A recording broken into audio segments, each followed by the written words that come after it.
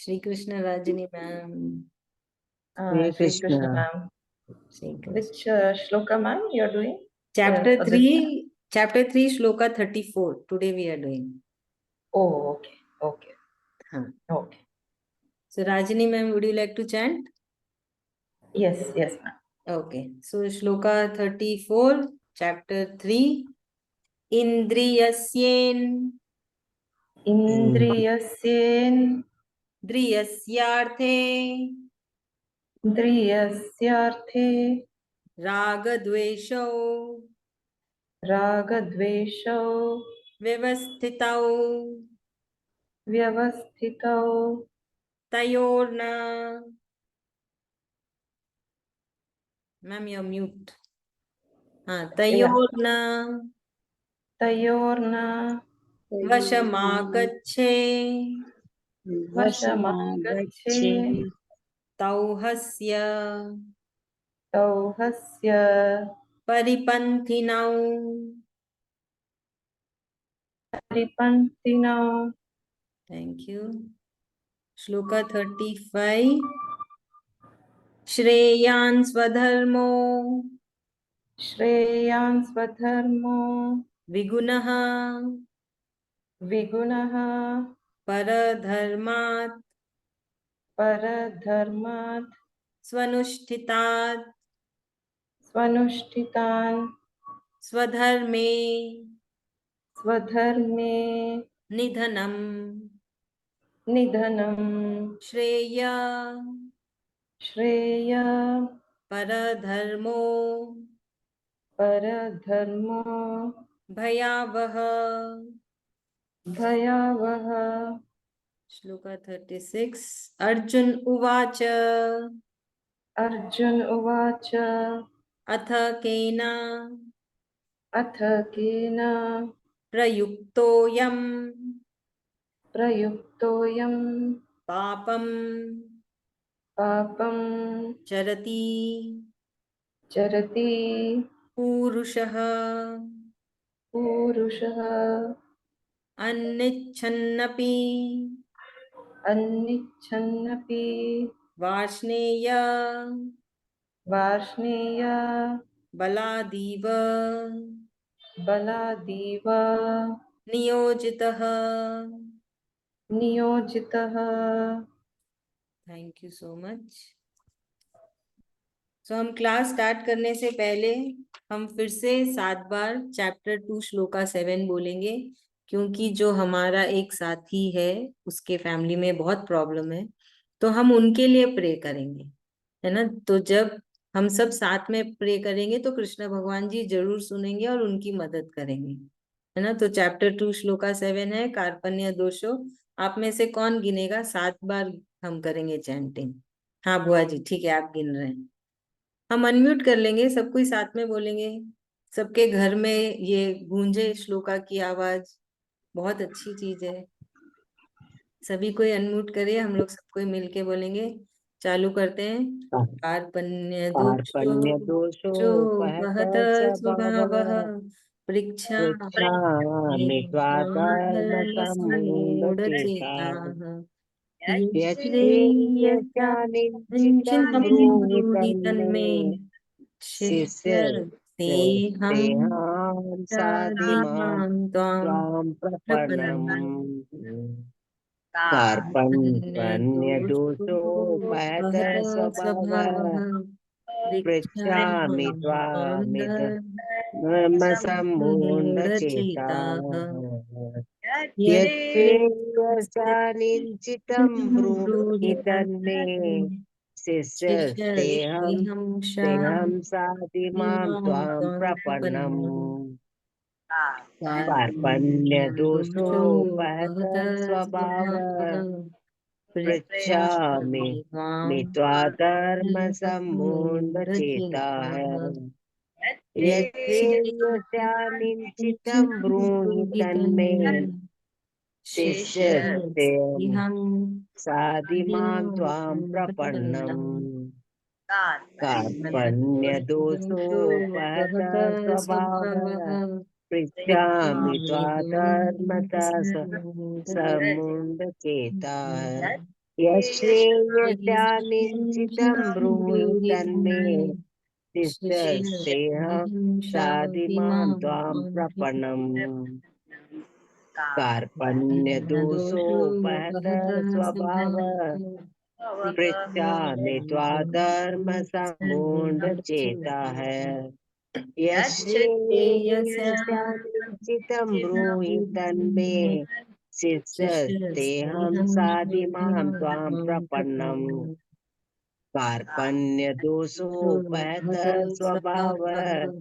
पृच्छामि त्वाधर्मसम्मूढचेताः यश्रेयस्यानिश्चितं ब्रूहि तन्मे शिष्यस्तेऽहं साधिमां त्वां प्रपन्नम् कार्पण्यदोषोपहत स्वभाव पृच्छामि त्वाधर्मसम्मूढचेताः यश्रेयस्यानिश्चितं ब्रूहि तन्मे शिष्यस्तेऽहं साधिमां त्वां प्रपन्नम्। ओम जय श्री कृष्ण। ओम जय Shri Krishna. Thank you so much.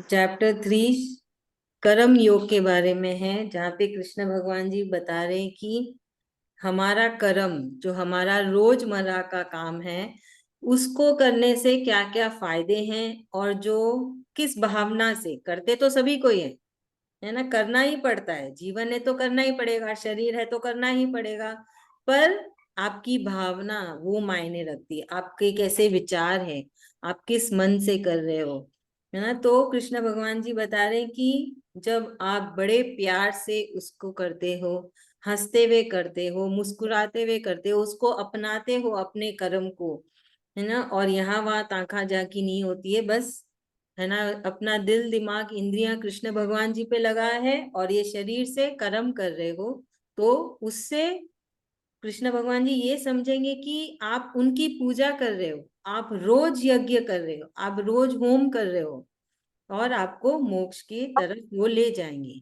और आप इस शरीर में ही उनकी प्राप्ति कर लोगे।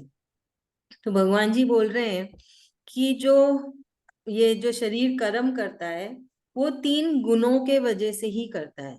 तो एक तो गुण, जिस गुण से हम पैदा होते हैं, और रोज हमारे अंदर तीनों गुण ऊपर नीचे होते रहते हैं। तो भगवान जी बोल रहे हैं कि इन 3 गुण के वजह से ही एक मनुष्य शरीर कार्य करता है, कर्म करता है ना। तो अब हमें अब रोज, है ना, ये पूरी चेष्टा रखनी चाहिए कि हम अपना जो कर्म कर रहे हैं अच्छे भावना से करें, ताकि उसी से हम कृष्ण भगवान जी को पालें, उसी से हम यज्ञ कर लें। तो ये विचार हमेशा रखिएगा अपने दिमाग में, ये ध्यान जरूर से रखिएगा कि हम हमारे कैसे हमारे विचार है, हमारी इंद्रियां कैसे है, हम कैसी वाणी बोल रहे हैं, हम क्या देख रहे हैं, तो सब चीज मायने रखते हैं, और ये सब ही आपके कर्म जोड़ते हैं या तो आपको कर्मों से मुक्त करते हैं। ठीक है, तो यहाँ अब श्लोका 34 में कृष्ण भगवान जी कह रहे हैं कि जो हम कर्म करते हैं ना, उससे हम क्या, हमारी जो इंद्रियां हैं वो क्या करती है, हमारे अंदर कुछ, मतलब वो हमारे अंदर कुछ जगाती है। वो क्या है, ये मुझे पसंद है, ये मुझे पसंद नहीं है, मुझे ये अच्छा लगता है, मुझे ये अच्छा नहीं लगता है ना। वो हमारे अंदर सुख और दुख की भावना लाती है। वो कैसे होता है, इंद्रियां तो बहुत ही, है ना, बहुत ज्यादा ही ना शक्तिशाली है बोल सकते हैं। तो क्या होता है, जब हमारी जो होती है ना चाह, हम इंद्रियों से कुछ कर रहे हैं और हमें ये चाह है, तो वो चाह से ही तो निराशा आ रही है। जब हम जो चाहते हैं वो नहीं होता है, तो फिर क्या होता है, निराशा आ जाती है, हम दुखी हो जाते हैं, है ना। तो भगवान जी बोल रहे हैं अपनी इंद्रियों को काबू में रखो, उसको ये पूरी भी इजाजत मत दो कि वो आपके अंदर चाह लाए। जब चाह ही नहीं आएगी तो निराशा कहाँ से आएगी। वो इंद्रियां ही आपके अंदर राग और द्वेष ला रहे हैं। राग और द्वेष क्या है, राग मने सुख, द्वेष मने दुख।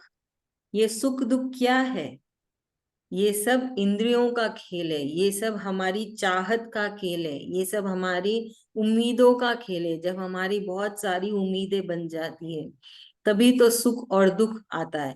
जब उम्मीद ही नहीं होगी तो हमेशा सुख ही सुख रहेगा जीवन में। तो वो कैसा सुख रहेगा? जो है उसी में संतुष्ट है, जो है उसमें बस ठीक है, बहुत अच्छा है, मैं तो कृष्ण रंग ना, कृष्ण कृष्ण में ही खुश हूँ। और वो जो चाहिए और चाहिए और चाहिए कि वो जो भावना है, जो इंद्रिय है, वो खत्म हो जाती है।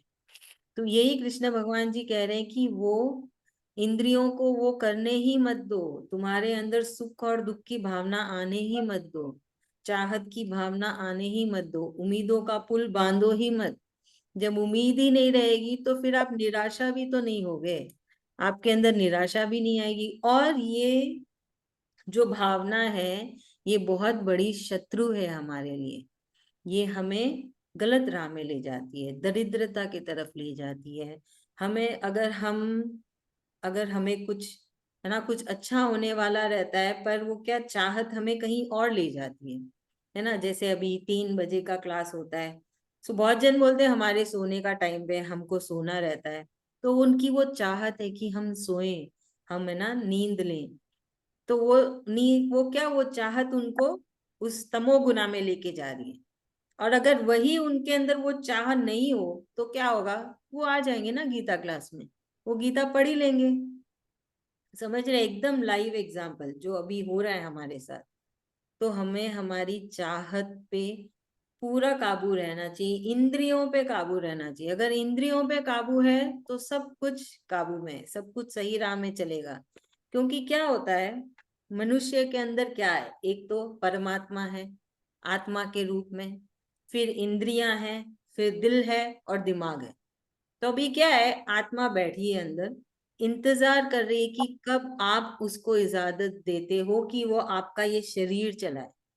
तो जब हम उसको, तो हम किसको इजाजत दे रखे हैं अभी? हमारी इंद्रियों को, है ना। हमारी इंद्रियां हमारा शरीर चला रही है। तो जब हम उसको काबू में करेंगे तो फिर कैसे चलेगा शरीर, ये दिमाग कैसे चलेगा, ये दिल कैसे चलेगा? तब हमारे अंदर जो आत्मा है ना, वो हमें बताएंगे कि क्या करना है क्या नहीं, फिर वो हमारे शरीर को चलाएंगे।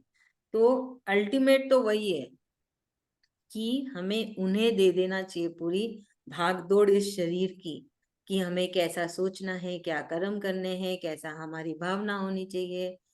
तो वही होता है, अल्टीमेट रिजल्ट ये है कि जब आपकी इंद्रियां काबू में आ जाती है तब आपकी आत्मा काम करने लगती है। तो इन सब से परे, इन सब से ऊपर है जो आत्मा हमारे अंदर, जो परमात्मा हमारे अंदर है वो। तो यहाँ पे यही कृष्ण भगवान जी बता रहे हैं कि इंद्रियां क्या क्या कर सकती है ना। इंद्रियों की वजह से हमें सुख मिलता है, दुख मिलता है। बोलते हैं, ऐसा क्यों? इन दोनों से परे हो, इनसे ऊपर उठो। इनसे जब ऊपर उठोगे तब तुम्हें परमानंद मिलेगा, है ना। उसको हम इंग्लिश में बोलते हैं एटर्नल ब्लिस। मतलब आप बस खुश हो। कोई भी आपको देखेगा सोचेगा, क्यों भाई, क्यों खुश है, क्या हुआ? आप बोलोगे कुछ नहीं हुआ, बस रोज की जिंदगी चल रही है अपनी, मैं तो वैसे ही चैंटिंग कर रही हूँ, वैसे ही कृष्ण का नाम ले रही हूँ, वैसे ही अपना काम कर रही हूँ, है ना। जो सामने जो मंद बुद्धि वाले होते, जो अज्ञानी होंगे, वो बड़े आश्चर्य रहेंगे कि ऐसे कैसे कोई खुश रह सकता है, तुम ऐसे क्यों खुश हो? कोई तो वजह होनी चाहिए ना। तो वही हम सीख रहे हैं और वही हमें समझना चाहिए और कोशिश करनी चाहिए कि हम ये जो कृष्ण भगवान जी बता रहे हैं हमें, हम उस राह में जाने की कोशिश करें, है ना। कोशिश करनी चाहिए, पता नहीं कब हम उसमें निपुण हो जाए पूरी तरह से। यही कहा गया है कृष्ण भगवान जी ने श्लोका 34 में। ये बीना भाभी समझाएंगे।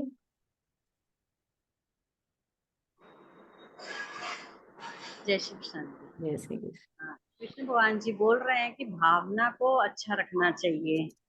भावना अपने लोग की शुद्ध होनी चाहिए, अच्छा विचार मन में रहना चाहिए, अच्छी सोच रखनी चाहिए। और इंद्रियां हैं जो सारा बस में रखना चाहिए, इंद्रियों को काबू में रखना चाहिए। सारे इंद्रियों से गलत कर्म होते हैं, तो कर्म सारे अच्छे करने चाहिए। इसके लिए अपने लोग को इंद्रियों को काबू में रखना है। अब इंद्रियों मतलब कर्म अच्छे करने इंद्रियां कर्म तो काबू हम लोग में कर, रहेगी। हाँ बोलिए बोलिए। क्या बोले? नहीं नहीं, आप बोलिए। हाँ हाँ, वही कर्म है जो अच्छे मतलब करने हैं। कर्म मन तो जैसे भटकता ही है आदमी का इधर से उधर, लेकिन वही बस में करना है, इंद्रियों को काबू में रखना है, मन को काबू में रखना है, सबको बस में करके वो भावना अच्छी रख के सब कर्म करने हैं। यही भगवान बार बार समझा रहे हैं। थैंक यू, बहुत बहुत धन्यवाद।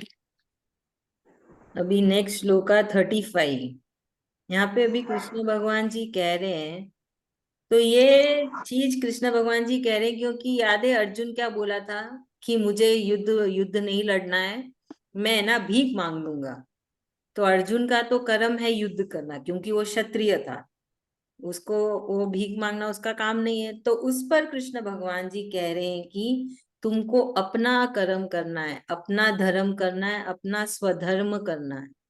स्वधर्म, स्व मतलब खुद, अपना धर्म जो हमारा धर्म। तो यहाँ पे धर्म का ये मतलब नहीं कि आपको पूजा पाठ करनी है, मंदिर जाना है ना, दिए चसाने हैं, हवन करना है।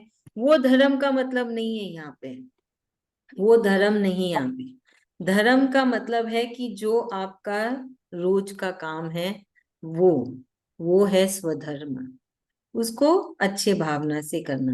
तो भगवान जी बोल रहे हैं कि तुम्हारा स्वधर्म करो, चाहे उसमें गलतियां भी हो जाए कोई बात नहीं, चाहे वो एकदम परफेक्ट ना हो, पूरा निपुण ना हो, निगुण ना हो, कोई बात नहीं, पर अपना ही धर्म करो।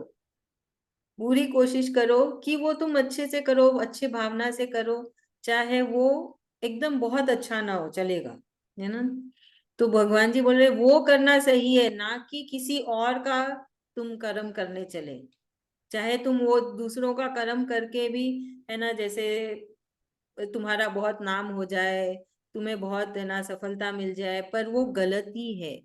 वो तुमको और भी, तुमको उससे और भी खतरा रहेगा। तो भगवान जी यही समझा रहे हैं हमको भी बार बार कि ना हमें हमारा ही धर्म करना है। धर्म मतलब कर्म। तो यहाँ पे धर्म और कर्म को साथ में बोला गया है ना। ऐसा नहीं कि धर्म हम आम इंसान यही सोचते हैं ना, धर्म मतलब पाठ पूजा करना, सत्संग में जाना, पाठ सुनना, मंदिर जाना, है ना। ये डेफिनेशन नहीं, ये अर्थ नहीं होता धर्म का। धर्म का होता है कि हम कैसे इंसान हैं, कैसी हमारी भावना है, हमारे क्या कर्म है, हम उसको कर रहे हैं ना पूरी तरीके से। वो होता है धर्म कृष्ण भगवान जी के हिसाब से। वो कह रहे हैं इसको धर्म, है ना। काम ही तुम्हारी पूजा है, ऐसा कहते हैं ना, तुम्हारा काम ही तुम्हारी पूजा है। कृष्ण भगवान जी भी यही कह रहे हैं कि तुम्हारा काम ही तुम्हारी पूजा है। तुम अपने काम से भी मेरी पूजा कर सकते हो, बस उतनी भावना वैसी रखो कि जब तुम वो काम करो तो बस मेरी पूजा ही कर रहे हो। तो ऐसा नहीं कि हम स्वार्थी बन के हमारा काम करेंगे, है ना। हमको तो ऐसे काम करना है कि कृष्ण भगवान जी का हुक्म है, उनकी मर्जी है, और उनके लिए ही हम कर रहे हैं, और उनको ऑफर किया। याद है वो पॉइंट, कृष्ण भगवान जी ने क्या कहा था, किस भावना से तुमको कर्म करने हैं अपने। तो जब ऐसा मन हो जाता है, ऐसा दिमाग हो जाता है, ऐसी इंद्रियां हो जाती है, तब हमें कृष्ण प्राप्ति होती है। तब जो हमारी आत्मा है उसमें परमात्मा का वास हो जाता है। तब हमें कृष्ण का महसूस होने लगता है कि हाँ, कोई हमारे साथ दिव्य शक्ति है ना, कोई हमारे साथ है हमेशा। हम उस दिव्य शक्ति को महसूस करने लगते हैं। तो ये सब होता है। और अगर हम खुद का धर्म ना करें, खुद का कर्म ना करें, तब तो बहुत ही खतरनाक हो जाएंगे हम, है कि नहीं है। जैसे अगर मैं चली जाऊं कि, है ना, मैं एक जाके बिल्डिंग बना रही हूँ, मैं बोलूंगी मैं इंजीनियर हूँ, मैं तुम्हारा, है ना, बिल्डिंग बना दूंगी, तो क्या होगा, कितना खतरनाक हो जाएगा। मुझे तो कुछ आता भी नहीं है और मैं उसको गलत चीजें बता दूंगी, गलत, है ना, काम कर दूंगी, तो बहुत बड़ा नुकसान होएगा, है ना। वहां पे जो काम कर रहे हैं, वो जो बिल्डिंग खड़ी होगी, मेरा भी, उसका भी, सबका। तो वही है, भगवान जी बोलते हैं, जब तुम खुद का कर्म नहीं करते हो तो बहुत बड़ा नुकसान होता है। तो हमेशा वो नुकसान दिखे वो भी नहीं हो, जरूरी नहीं है। नुकसान कभी बहुत बाद में जाके दिखता है, नुकसान कभी तुरंत दिख जाता है। तो वही है, कृष्ण भगवान जी बोल रहे हैं बस अपना धर्म करो, अपना कर्म करो, कर्म ऐसा करो कि वो पूजा के बराबर हो, वो पूजा कृष्ण भगवान जी के लिए हो, और फिर आपको कृष्ण की प्राप्ति हो ही जाएगी। हुआ जी आपका टर्न। जय श्री कृष्ण। ऐसे कृष्ण भगवान। कृष्ण भगवान बोलते हैं कि अपने को धर्म भी करना है, धर्म करो और कर्म करो, लेकिन कर्म ऐसा करो कि उसमें विनम्रता हो, शिष्टाचार हो। जरूरी नहीं कि हमें पूजा पाठ ही करना चाहिए। विनम्रता, सादगी और प्रसन्नता, हर टाइम अपने चेहरे पे प्रसन्नता रखो और खुश रह के करो। जो भी काम करो, सामने वाला बोलना चाहिए कि रे भाई तो बहुत अच्छे कर्म कर रही है। अब वैसे कर्म करने चाहिए हमें। हर टाइम अच्छे विचार रखने चाहिए, अच्छी सोच रखनी चाहिए, और हमें अच्छी चीजों को देखना चाहिए। गंदी जहाँ पे उल्टे सीधे दिख रहे हैं वहां अपना ध्यान नहीं जाना चाहिए, और ध्यान चला भी गया तो वापस कृष्ण कृष्ण बोल के वापस अपना ध्यान एकाग्र करना चाहिए अपने को, और मन लगाकर अपने को धर्म और कर्म की तरफ ध्यान देना चाहिए। तो अपने आप अपने सही मार्ग पर चलेंगे, और आगे चलकर हमको कृष्ण भगवान के दर्शन प्राप्त होंगे। Narayan Narayan. Thank you so much. तो हम देखते हैं, ये तो अभी शुरुआत है चैप्टर 3 में, जहाँ पे कृष्ण भगवान जी बोल रहे हैं, फिर से वो दोहराएंगे अपनी सारी टीचिंग्स, है ना। तो ये सब इसीलिए है कि हम कहीं भूल ना जाए। तो देखिएगा अभी जब लास्ट श्लोका में भी कृष्ण भगवान जी ने दोहरा दिया सारा कि कैसे कर्म करने, किस भावना से करनी है। तो अब अर्जुन सुन रहा है, सुन रहा है, सुन रहा है। अब अर्जुन को अचानक से ना एक डाउट आ रहा है, अर्जुन के मन में एक सवाल आ रहा है। अर्जुन कह रहा है कि आप कह रहे हैं कि तुम्हारा कर्म करो, पर मुझे ऐसा महसूस होता है कि कभी कोई कोई शक्ति मुझे कुछ कर्म करने पे मजबूर कर रही है। जो जैसे अभी अर्जुन का कर्म है युद्ध करना, उसका मन नहीं है बिल्कुल भी युद्ध करने का, पर उसको ऐसा एहसास हो रहा है कि ना कोई शक्ति उसे मजबूर कर रही है कि तू युद्ध कर। वो ऐसे बोल रहा है कि है ना, ऐसे लगता है कि ये कर्म से मुझे पाप लगेगा, ये कर्म करना गलत है ना, ये हमारे धर्म के अनुसार नहीं है। मुझे ऐसा लग रहा है, पर ऐसा लगता है कि वो कोई शक्ति है जो मुझे है ना मजबूर कर रही है उस कर्म को करने के लिए। ऐसा क्यों होता है? वो बोल रहा है ऐसे कैसे होता है कि ना चाहते हुए भी वो काम करना पड़ रहा है, और ऐसे लग रहा है कहीं बाहर से आ रही है वो शक्ति, ऐसे नहीं अंदर से कोई शक्ति आ रही है, बोले बाहर से कोई शक्ति आके मुझे मजबूर कर रही है उस कार्य को करने में जिसमें मुझे लगता है कि वो धर्म के विरुद्ध है, उससे मुझे पाप चढ़ेगा, और जिसमें मेरा बिल्कुल भी मन नहीं है। तो हम क्या देखते हैं कि अभी तक अर्जुन पूरी तरीके से सहमत नहीं हुआ है कृष्ण भगवान जी की, है ना, उनके बताए हुए ज्ञान से, उनके बताए हुए मार्ग से। अभी तक अर्जुन के मन में यही चल रहा है कि मेरे को ये युद्ध नहीं करना है, ये मेरा कर्म है, पर फिर भी मुझे नहीं करना, है ना। तो ये बहुत स्वाभाविक होता है ना, ये बहुत आम है सबके अंदर ऐसी भावना होना। हम हम बहुत ऐसे ही ले लेते हैं, अपने बच्चों का ही एग्जाम्पल ले लेते हैं। अपने बच्चों को जब हम कुछ समझाते हैं, हमको दिख रहा है कि वो जो कर रहा है वो गलत है, उसको है ना ये करना चाहिए। जैसे बहुत आम है, भी बच्चे स्कूल से आएंगे, उनको खेलने का मन रहता है और हम बोलते हैं नहीं पढ़ लो थोड़ी देर तो अच्छा रहेगा तुम्हारे लिए, पर उनका मन तो सिर्फ खेलने के ऊपर जाता है कि हम थोड़ी देर टीवी देख लें, थोड़ी देर मोबाइल देख लें। हमको पता है वो सही नहीं है, तो हम क्या करते हैं माँ बाप के रूप में कि नहीं उनको समझाते हैं, अलग अलग तरीके से समझाते हैं। वैसे ही कृष्ण भगवान जी भी है ना समझा रहे हैं हमें, वो भी हमें कुछ सिखा रहे हैं जो कि हमें अपनाना है। तो वो पता है कृष्ण भगवान जी को इंसान आसानी से नहीं मानता है, तो वो कितने अलग अलग तरीके से समझा रहे हैं, अलग अलग उदाहरण दे रहे हैं, अलग अलग फायदे दिखा रहे हैं। एक ही चीज बोल रहे हैं, बहुत सारी चीजें नहीं सिखा रहे कृष्ण भगवान जी, बहुत कुछ बदलने को भी नहीं बोल रहे हैं। तो वो बहुत कुछ हम है ना उंगलियों में गिन सकते हैं कि क्या करना है हमें, पर इसी चीज को दिमाग में घुसाना है ना, दिल में घुसाना है, तो उसको पता है कि बहुत मुश्किल है। तो इसलिए कृष्ण भगवान जी अलग अलग तरीके से कर रहे हैं। अब अर्जुन ही देख लीजिए, उस वो भी खुद नहीं मान रहा है। उसके भी दिमाग में, वो सुन तो रहा है पर उसका दिमाग वहीं पे घूम रहा है कि मुझे युद्ध करना है, अभी ये जो खत्म हो जाएगा फिर मुझे जाके युद्ध करना है, और मुझे करने का बिल्कुल मन नहीं है। तो ये बहुत स्वाभाविक है। तो अर्जुन एक बहुत ही आम इंसान की जैसे यहाँ पे बर्ताव कर रहा है, जबकि वो बहुत बड़ा ज्ञानी है, बहुत बड़ा क्षत्रिय है, कृष्ण भगवान जी का परम भक्त है। पर अभी उसकी इंद्रियां, उसके सारे गुण, है ना, बहुत ही चंचल हो रखे हैं, मन चंचल हो रखा है, दिमाग स्थिर नहीं है।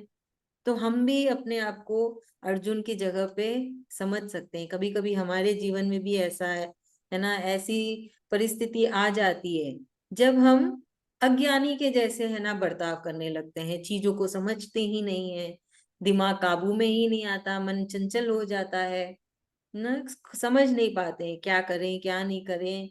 तो वही चीज है, हम सब अर्जुन हैं और कृष्ण भगवान जी हमें समझा रहे हैं।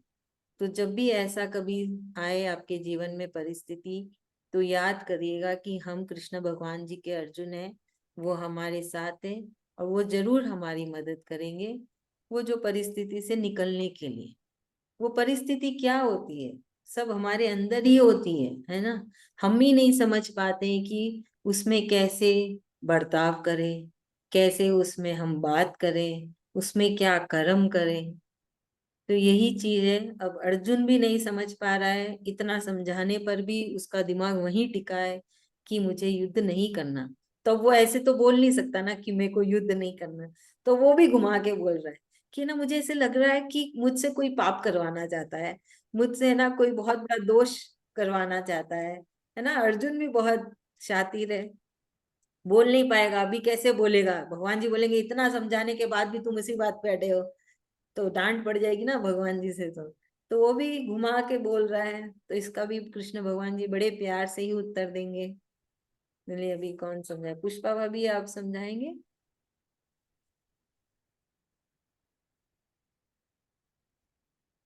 आप म्यूट है भाभी, भाभी आप म्यूट है। सभी सभी ध्यानियों को मेरा आत्मवंदन। जय श्री कृष्णा। जैसे अर्जुन का कहना था कि मुझको ऐसा लगता है कि मेरे हाथ से मेरे ही मेरे ही परिवार वाले परिवारजन मेरे से वो मृत्यु हो जाएगी तो मुझे कितना दोष लगेगा। पर कृष्ण भगवान बोलते हैं तुमको कोई दोष नहीं लगेगा, पर वो मानने को ही तैयार नहीं है। वो बोलता है मैं अपने परिवारजनों को मामा भांजा सबको कैसे मैं मारूं, कैसे अपने परिवार को मैं मारूं। बोलता है मैं युद्ध नहीं करना चाहता। मतलब अर्जुन की इच्छा एक पैसा भी नहीं थी युद्ध करने की, पर कृष्ण भगवान उनको प्रेम से समझाते हैं और उनको अर्जुन को प्रेरित करते हैं कि आपको युद्ध करना ही होगा। युद्ध करने से आपका ही इसमें भलाई है, आपको कोई पाप नहीं लगेगा। बस यही अर्थ तो यही है, देखिए, हाँ, है तो ना। गीता का अर्थ तो यही है कि अपना कर्म करो, अपने कर्म अपना को। कर्म करो और फल की इच्छा मत करो, हाँ, और कर्म करते जाओ बस। एकदम सही, बहुत बहुत अच्छे, धन्यवाद। तो भी थोड़ा रिविजन हो जाए कि हम क्या भगवान जी से प्रे करते हैं, हम कैसे कृष्ण भगवान जी को कोशिश करते हैं कि हम उनको रिझाते हैं, 24 घंटे उनको याद रिझाते हैं, करें। हाँ जी। रिझाते हैं। हाँ, रिजात। कैसे रिझाते हैं? हाँ, कैसे कैसे कृष्ण भगवान जी को हम याद कर सकते हैं 24 घंटे, हर पल हर घड़ी। चलिए एक एक करके समझाएंगे। सुशीला मैं बुआ जी। पहले बोल दूं? अच्छा, आप मैं बोल बोलिए। दूं एक बार? हाँ जी, हाँ जी। मेरे तो दिल में ही बैठे हैं, क्या उनको याद करूं और क्या उनको बुलाऊं। मेरे तो खुद के दिल में बैठे हुए हैं 24 घंटा। बहुत अच्छे। श्री कृष्ण गोविंद हरे मुरारी, हे नाथ नाथ नारायण नारायण वासुदेवा। वासुदेव।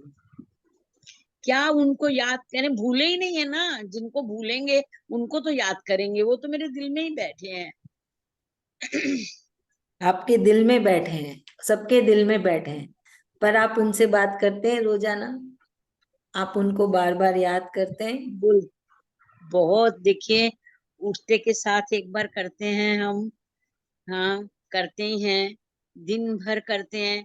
खाना खाने बैठते हैं तो उनको बुलाते हैं, जय श्री कृष्णा, भोग लगाओ भगवान श्याम सुंदर आनंद कृष्ण मुरली मनोहर, रुच रुच भोग लगाओ, भोग लगाते हैं। फिर खाना खा के उठते हैं तो प्रणाम करते हैं, धन्यवाद करते हैं, किसान का धन्यवाद करते हैं, अनाज का धन्यवाद करते हैं, किसान देवता और अन्न देवता सबको हम धन्यवाद करते हैं। फिर धरती आकाश पृथ्वी वायु सबको हम धन्यवाद करते हैं। फिर हम सोते समय भी धन्यवाद करते हैं और हनुमान चालीसा भी कर लेते हैं। फिर वो भी रोज सुबह उठते के साथ भी पूरा ये कराग्रे वस्ते लक्ष्मी बोलते हैं। फिर है ना हम वो बोलते हैं कि सूरज भगवान की किरणों से हमारे अंदर सुख समृद्धि, मेरे घर में सुख समृद्धि शांति लक्ष्मी सब मेरे घर प्रवेश कर रही है। और सोते समय भी यही सर्वे भवन्तु सुखिना सर्वे, ये दिन भर बोलती हूँ मैं, सर्वे भवन्तु सुखिना सर्वे सन्तु निरामया सर्वे भद्राणि पश्यन्तु माँ कश्चित् भाग्येत। और एक एक दोहा आपको सुनाऊंगी मैं, हाँ जी, सुनाऊं? हाँ जी, हाँ जी, बोलिए। हाँ हाँ। मन मानिक गिरवी धर्यो राधे जू के पास, प्रेम ब्याज इतनो बढ़ो नहीं छूटन की आस। राधे तू बड़ भागिनी, अरे कौन तपस्या कीन, तीन लोक तारण तरण वो तेरे आधीन। ऐसे वर का क्या वरू, जो जन्मे और मर जाए, वर वरू मेरो सांवरो, मेरो को मेरो क्या जन्म हो जाए, मैं चुड़ लो भूल जाती अमर हूँ। हो जाए। हो जाए, हाँ मैं मुंह से नहीं निकल रहा, देखिए दिन भर गाती हूँ।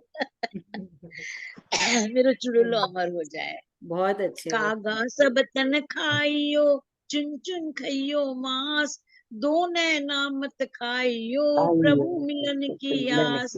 लकड़ी जल कोयला भया, कोयला जल भई राख, मैं पापिन ऐसी भई, कोयला भई न राख।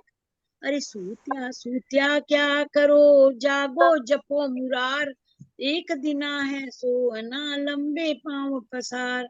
जागन से सोवन भला, जो कोई जाने सोए, अंदर लौ लागी रहे, सहज ही सुमिरन होए। बोलिए श्री कृष्ण भगवान की जय। मैं तो लंबा बोल गई, आपको नहीं, 2 नहीं, लाइन बहुत बोलिए। अच्छा बोले, बहुत अच्छा बोले। बहुत अच्छा लगा। हाँ, धन्यवाद धन्यवाद बहुत धन्यवाद। अच्छा लगा। तो हमें याद रखना है ऐसे ही कृष्ण भगवान जी को, जब हम उदास हो दुखी हो तो हमें कहना है माफी, माफ कर दे कृष्ण भगवान जी। हम दुखी नहीं होते। बहुत अच्छी बात है। बल्कि है ना, हम दुखी नहीं होते तो मेरे साथ इतना सुख है और इतनी खुशी है कि दुख आना भी चाहता है तो बोलता है अभी इसी समय, यानी जैसे टेलीफोन में बोलता है ना व्यस्त है, लाइन व्यस्त है, वैसे बोलता है सभी लाइनें व्यस्त है। समझ गया मेरी बात? बहुत अच्छे। बहुत बढ़िया, बहुत बढ़िया, बहुत बहुत बढ़िया। अच्छे। तो बस कृष्ण कृष्ण करिए हमेशा 24 घंटे, और अपना वो जो श्लोका बोलने का जो स्पीड है उसको बढ़ाइए। जैसे कार्पण्य दोष मतलब भी हुआ, चैप्टर 2 श्लोका 7, अब क्यों बढ़ाना उसका स्पीड, ताकि हम ज्यादा चैंटिंग कर सकें, है ना। अगर हम धीरे करेंगे तो क्या होगा, हमारा समय ज्यादा लगेगा। एक बात है, हमारे पास समय बहुत कम है, और उस जितना समय है उसमें हमें ज्यादा से ज्यादा कृष्ण भगवान जी को याद करना है, ज्यादा से ज्यादा श्लोका की चैंटिंग करनी है। तो इसलिए अपनी स्पीड बढ़ाइए अभी, है ना। कोशिश करिए बस, तो 1 सेकेंड में आप एक बार चैंटिंग कर सकते हैं कार्पण्य दोषों की, अगर आपको अच्छे से रट जाए और आप जल्दी जल्दी बोल लो तो मुझे याद नहीं है। हाँ, मैं आप कार्पण्य सो पहत स्वभाव। उसका लिंक मैं कल वाले क्लास में भेजती हूँ आपको। हाँ, आपका नंबर नहीं है मेरे पास, नहीं तो मैं नहीं हूँ, हाँ मैं नहीं हूँ, आप लोग के में जुड़ी हुई नहीं हूँ मैं। हाँ, आप हाँ, मेरे को कल जोड़ लीजिएगा। कल नंबर भेजिएगा। चलिए अभी नंबर बोलूं क्लास, आपको मैं अभी? नहीं अभी लिंक बंद होने वाली है, कल दीजिए, अच्छा ओके, है ना। ठीक है। कल हम मिलते हैं फिर धन्यवाद। से 3 बजे। जय श्री ओके, कृष्ण। धन्यवाद धन्यवाद बहुत धन्यवाद। बहुत धन्यवाद। जय श्री धन्यवाद। कृष्ण। जय जय श्री श्री कृष्णा, जय श्री कृष्णा। जय श्री कृष्ण, जय श्री जय श्री जय कृष्ण, श्री कृष्णा। धन्यवाद जय श्री दीदी, कृष्ण, बहुत जय श्री अच्छा धन्यवाद, धन्यवाद, धन्यवाद, धन्यवाद, नारायण, नारायण नारायण। धन्यवाद। love you like you, respect you, love you like you respect you. Thank you. Narayan Narayan. सब नारायण। बहनों को नारायण। धन्यवाद।